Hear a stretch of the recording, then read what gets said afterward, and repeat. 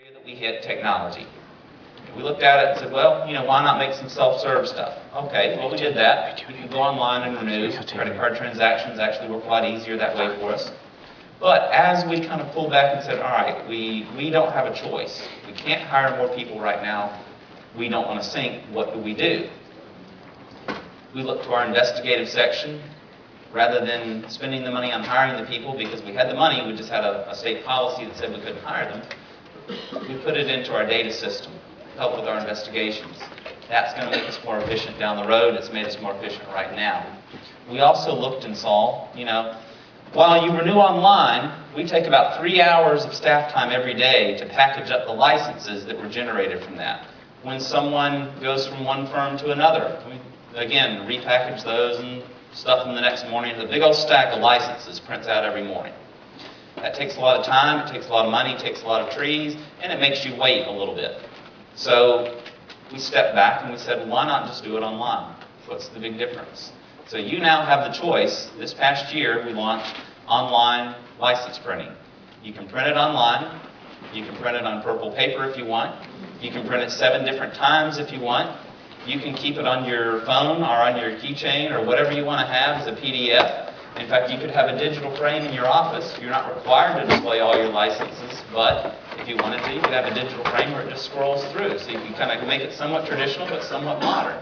So those are kind of some of the exciting things that we've done that have helped us be a little efficient but kind of give the appearance as though we're doing it for you. We're doing it for both. We want to make it better for you, but it really saved us a lot, and it helped us then to take some data people and put them on the phones, because as people retire, we weren't able to replace them either. That's kind of why technology is important in that sense. Another thing is we sponsor courses.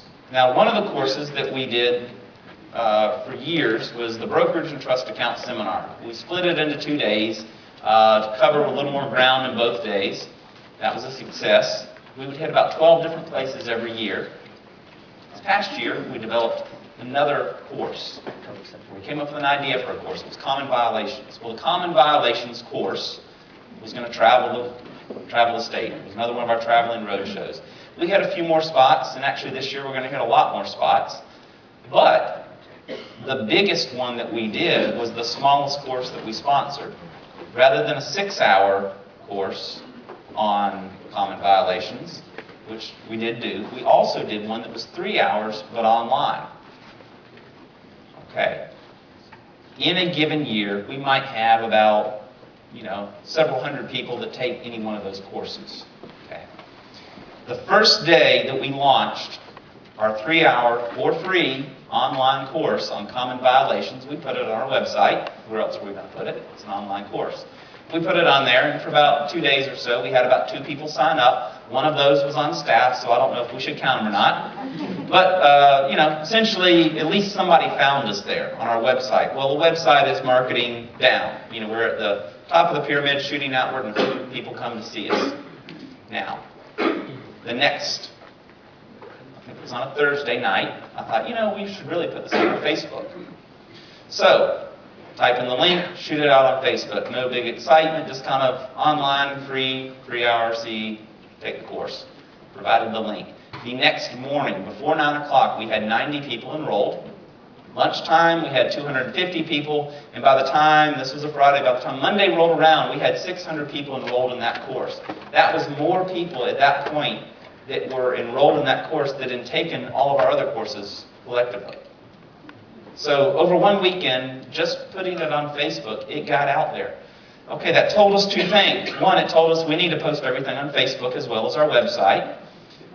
We also realized that we needed to be thinking about what do brokers need to know. All right? Your agents are doing the same things. You are doing the same things. Most people probably got into Facebook not because, or Twitter, or MySpace, or any of the social media. Most people probably got into that not because their first thought was, I want to sell a house on this. They got in because they wanted to find some old high school friends. Okay? Now, the first thing you got to realize is it's advertising. Well, that's kind of the given. That's the obvious. So, I go on there. I start talking about anything real estate, meaning I say in my profile, I sell real estate. At that point, I'm marketing myself to at least my group of friends and essentially probably the world. If I've set my security and my things right, then maybe, maybe not, but we'll see. But I'm marketing myself. So I need to advertise in the name of my broker. So the first rule of thumb is when you say what you do, go on ahead and put who you work for, the firm name. If you're thinking about talking about property, go on ahead and put the firm's phone number in the profile. Now, it depends on which site you're talking about, but generally there's going to be a place to say a little something about yourself. Put that there, and you are equally prominent as who you are. You've kind of covered it then. You can talk about real estate, you can talk about your properties, you can talk about what you want. But you have to remember, in all advertising, the first rule of thumb isn't that you mention your broker's name, it's that you're honest and tell the truth and don't violate fair housing issues or anything else. Don't misrepresent.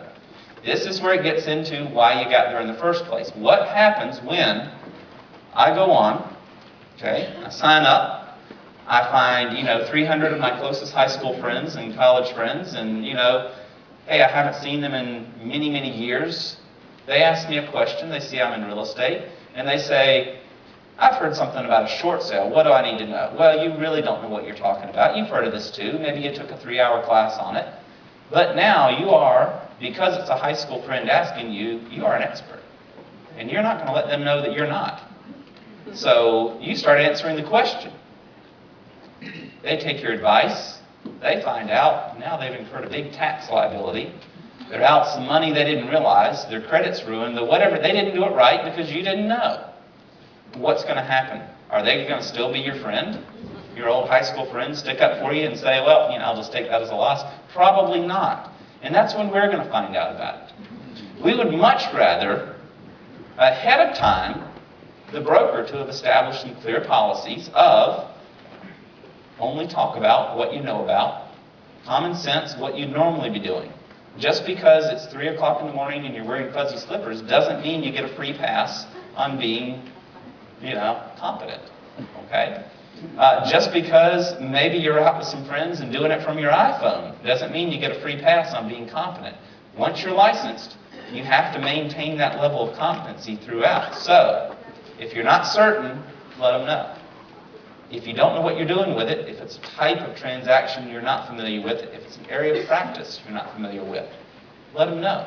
It's much better to let them know what you can talk about, let them know where your knowledge is, point them in the right direction, or perhaps answer with a, you know what, I don't know that I can get the answer for you, and I'll find someone that's an expert, and maybe you'll get a referral out of it. This is something that is, I guess, of concern because it is where things appear to be headed. Now, obviously, with any technology, you don't know what's going to be in the future. You have some reasonable guesses. And chances are what we see today won't be exactly where we're at, but kind of like the old Rolling Stones song, you can't always get what you want, sometimes you get what you get what you need. We're kind of testing the waters with all this new technology, with all these new avenues. And so where we're going to end up is going to be somewhere that's what works for you. It's what you need, and it's where you're going to end up, but it's not necessarily going to be everything. So, it's when we look at the policies we set, the rules we set, the laws that we try to put in place, we try to govern it as let's make it as flexible and open as possible so that it can adapt as needed.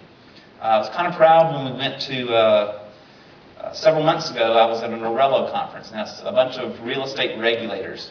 So it's an exciting time for everyone. We're all sitting around talking about rules and regulation and stuff. But one of the things was there was a social media guy there, and he was talking about, the things that he sees with all the states and the problems he sees with all these laws that try to restrict stuff. Well, when he brought up Georgia, he really didn't have a whole lot to say because our advertising is kind of flexible. It's open to whether it's a business card, whether it's a billboard, whether it's a website, whether it's a Facebook page, whether it's a text. We hope that we've covered it. We hope that we've made it as flexible and adaptive to whatever comes. How does that apply to you? Well, you're brokers. What do you have in place? Do you make the laws and rules for the state? No. But you make the laws and rules for your company. They're your policies and procedures. So when you're developing your policies and procedures, when you are constantly revising